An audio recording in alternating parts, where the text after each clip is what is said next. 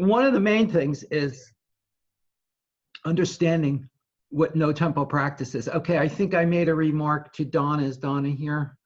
Now, what Donna said, though, was interesting. She said, well, I'd be mortified to go any slower. Okay, you have to understand, needing to practice slowly is not an indication of your incompetence.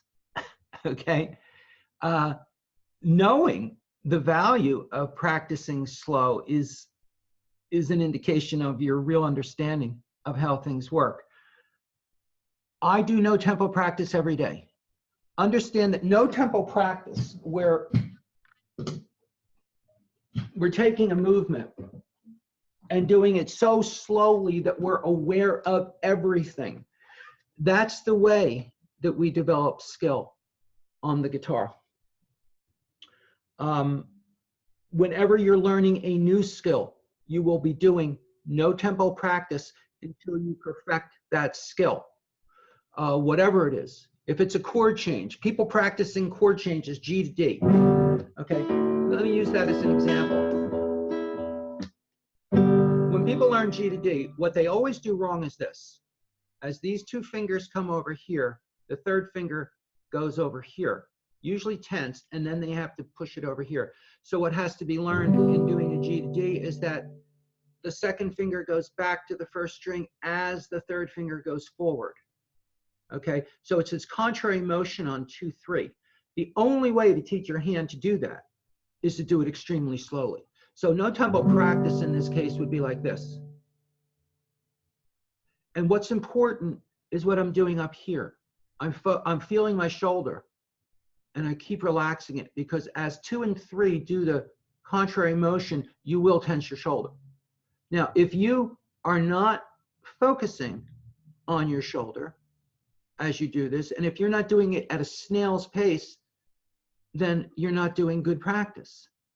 This is how the fingers learn. So if I'm first learning that skill, I must do it that way over and over. Then I must take the metronome and build it up, and then pretty soon I'm going to be going like this. And the only reason that people have trouble with things like this is because they don't do it slow enough in the beginning, and they tense their shoulder.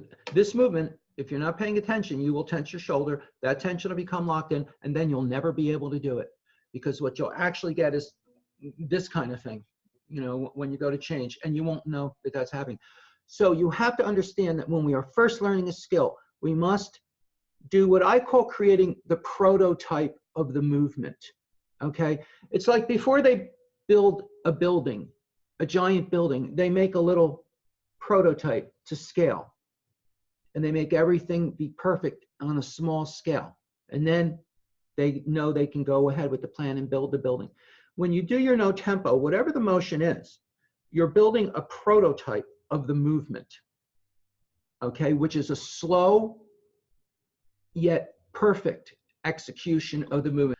Because a lot of you did not show me your no tempo. I need to see, okay, Frank, I just checked out your no tempo. It was very, very good. I could tell you were paying attention. But if you show me something like, and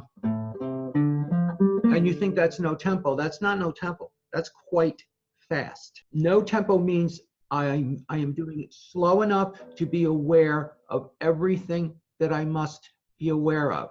So what are the things with the walking exercises that I must be aware of when I do my no tempo?